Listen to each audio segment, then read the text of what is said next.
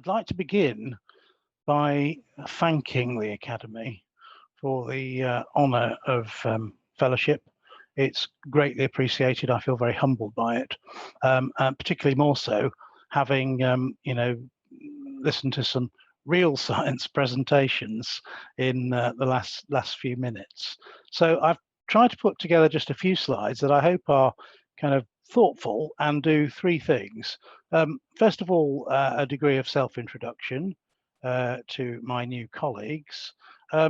Secondly, an illustration of some of the work that I've been involved in on the research side, although obviously the focus in the last few years has been slightly different, and also perhaps to hint at where some of the areas of contribution to the Academy may be for me. So I'm a medical epidemiologist and a public health physician by training, trained at the University of Nottingham and now have a chair back at the university. I guess my career is slightly unusual in that it has spanned the NHS, it has spanned academia, the public health agencies, including running a WHO collaborating centre for pandemic influenza from 2010 to 2017. Both the pharmaceutical and the vaccine industries, and finally into central government. And to the previous one of the previous speakers, there is certainly a degree of rewiring of the brain required to enter the civil service and perform that role in central government. So I noted that point quite well. Almost all of the roles that I have done have been ones where I've had to work at interfaces. And I think I'd probably say to you that I'm a specialist at very little other than translation and other than at working at the interface of different disciplines. And that's probably stood me in quite good stead in terms of the current government role. And the illustration I want to kind of pick on today is partly because it's work I've been involved in, but partly because it's an example of where if science isn't done the right way, then it becomes costly in terms of public policy later. And I'm going to pick on neuraminidase inhibitors, where I think they have been a really strong example of the cost of science not quite taking place with the final policy of public health policy in mind. And I'm going to finally just draw a few parallels with my current pandemic work with Her Majesty's government. And I'm going to focus specifically on respiratory virus treatments and vaccines, as perhaps you'd expect, given my background. These have been dominated mainly by influenza in the past, but I think clearly we are now moving into an era where SARS-CoV-2 treatments and vaccines are with us. And also, I think RSV vaccines are going to make an entry before too long.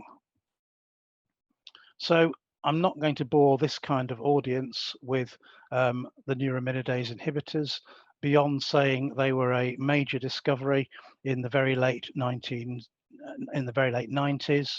first licensed in very late 1999, beginning with zanamivir, but also oral oseltamivir, Tamiflu, the main one, and some later arrivals in the intravenous and the inhaled offerings. But really, there's been a science legacy related to how this all happened. And the first is that both oseltamivir and zanamivir pursued clinical development programs aimed at widespread market adoption. And having been in the pharmaceutical industry and kind of seen and lived that, one completely understands why. Because they wanted rightly to target large markets, they wanted large sales, and therefore that meant targeting the community end of the respiratory virus market, mild seasonal influenza with relatively low rates of complicated disease, and certainly trials that couldn't get anywhere near the kind of severe outcomes of hospitalization and deaths. But the quality of the data was generally quite good in terms of most of it being from the randomized controlled trial stable. So that's the kind of legacy of licensure and how the companies went about it.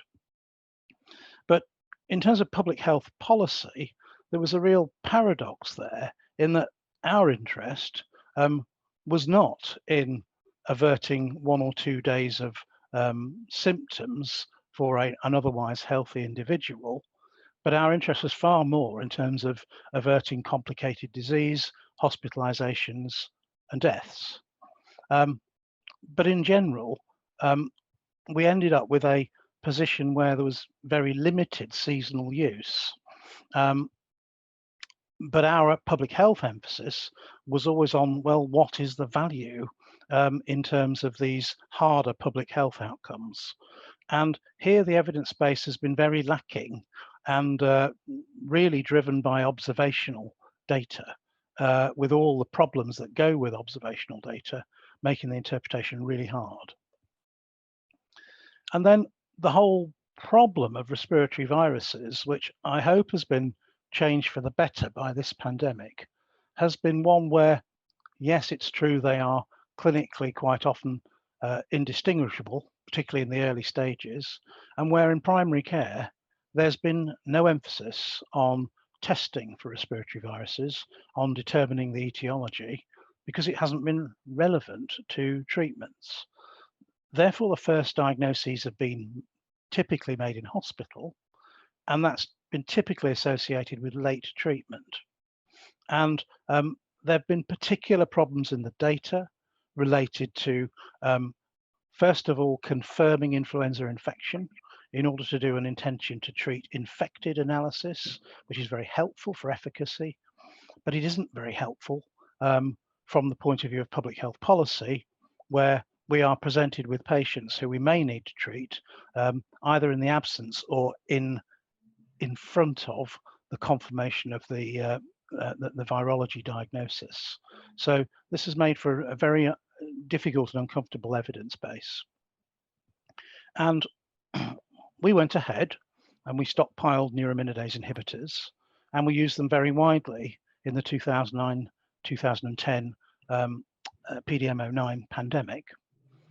And at the end of it, we still had no good answers about what we had achieved in terms of mortality, in terms of hospitalization, in terms of length of stay, and in terms of complicated disease. And the piece of work that I suppose defines my research career more than most things is something called the PRIDE study, which you may have read about, that took place between 2011 and 2014. And this was an individual patient data meta-analysis that involved actually contacting and corralling data from 80 different research groups across 38 countries and 6 WHO regions, all hospitalized patients, 30,000 or so, 10,000 with radiographic data, and a little bit of community treatment data as well. But you can see the bulk of it was in hospitalized patients. And bringing together that size of meta-analysis was the most enormous task, really, of my kind of academic career. But we came out with the best efforts that I think, the best estimates that I think anyone will ever get to now from that period, that in hospitalized patients, neuraminidase inhibitors reduced mortality by about 20%. In community patients, they reduced hospitalization by as much as 3/4, and length of stay was reduced by about 7%. So those were the kind of big findings, and I will spare you the pain of the kind of controversy that went with the publication of those because of the ongoing controversy between Roche and the Cochrane collaboration and so forth. But here we are now in the middle of a COVID-19 pandemic with a pretty fierce third wave currently taking place in younger adults in the UK. And we've had to take imperfect or incomplete science and rapidly translate it into policy. Face coverings would be a particularly good example. We've had to balance that kind of science against the interface of wider political considerations, and no more sharply so than in non-pharmaceutical interventions, which are so economically disruptive. And we've had to try and establish a firm evidence base for treatment and vaccination. And although Sir Peter Horby rightly and Sir Martin Landry should take the credit for the recovery trial and all its successes, I will never forget making the call to Peter as I walked down Victoria Street and saying to Peter, can you get me a protocol for a platform clinical trial in hospitalized patients? And I need that protocol in the next 5 days. So that's my kind of private to you claim to fame. We're now on the cusp of having molnupiravir and a couple of other specific SARS-CoV antiviral drugs, I think ready for deployment somewhere between September and Christmas.